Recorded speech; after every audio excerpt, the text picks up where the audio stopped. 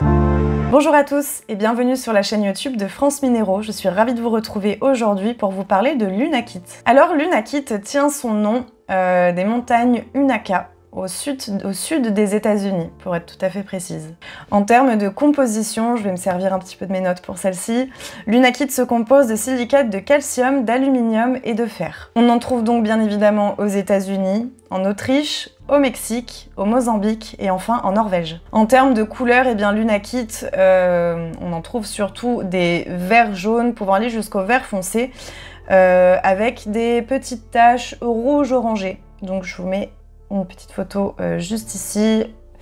Je pense que je vais vous mettre des photos de produits comme ça, vous voyez un petit peu à quoi ça ressemble une fois que la pierre est un petit peu travaillée, notamment pour créer un pendentif par exemple. En termes de chakra, eh bien l'unakite est associée au chakra du cœur et en termes d'astrologie, c'est une pierre que l'on recommandera vivement au signe de la Vierge, du Gémeaux et enfin de la Balance. Comme d'habitude, je tiens à vous rappeler que la lithothérapie ne remplace pas une expertise médicale. Et qu'effectivement, eh bien, si vous souffrez d'un quelconque problème de santé, nous vous encourageons vivement à consulter un médecin. Toutefois, la lithothérapie pourra vous servir de béquille tant sur le plan physique que psychique, spirituel ou encore émotionnel. Alors en termes de vertu, eh bien, l'unakite a le pouvoir d'obliger en fait entre guillemets celui qui la porte à se retrouver face à lui-même. Donc c'est quelque chose qui peut faire peur, notamment lorsqu'on doit se confronter à certains problèmes, à certains événements. Donc ça peut être un deuil, ça peut être bon, des choses aussi un petit peu plus positives, mais en termes de difficultés, c'est vrai que ça peut faire parfois un petit peu peur de se retrouver face à soi-même. Et bien l'unakite permet cela, donc c'est quelque chose d'assez compliqué. Ça fait à peu près ressortir toutes les blessures qu'on peut avoir à l'intérieur, tous les problèmes émotionnels qu'on peut ressentir aussi. Mais c'est pour le mieux, c'est pour avancer aussi et pour se libérer finalement de tout ça. Donc là, ça me fait beaucoup penser à la tourmaline rose qui a le pouvoir effectivement de faire ressortir les traumatismes du passé pour pouvoir travailler dessus et donc aller de l'avant et se libérer de cette charge émotionnelle. Donc là, c'est un petit peu pareil, on va vraiment se retrouver face à nos blocages anciens qui peuvent être parfois très enfouis et donc quasiment toujours liés au passé. Et c'est souvent des choses que l'on refile ensuite à l'inconscient.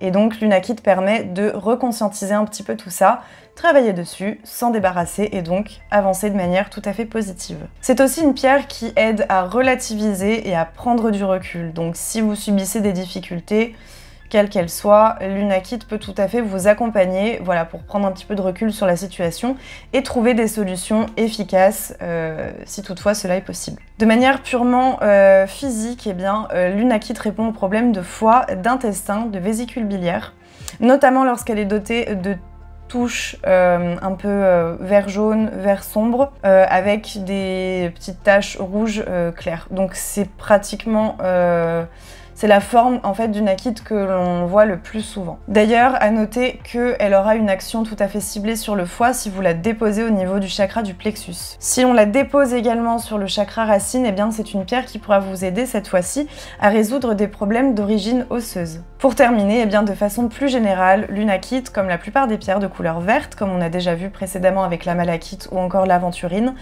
eh bien elle pourra renforcer le système immunitaire. Comme toutes les pierres, eh bien l'unakite a besoin d'être purifiée et rechargée.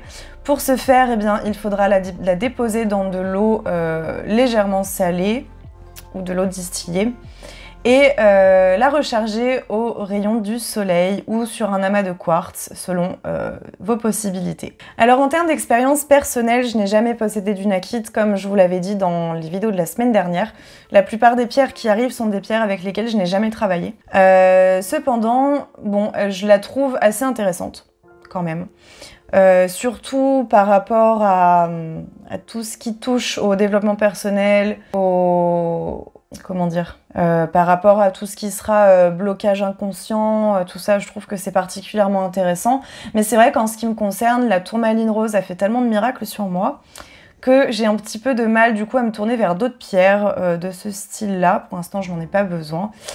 Mais en tout cas, ça peut être tout à fait intéressant et c'est une pierre que j'aurais quand même tendance à recommander vivement parce que j'en ai entendu en fait beaucoup de bien, comme quoi elle était très très efficace et je pense même qu'elle est plus puissante que la tourmaline rose.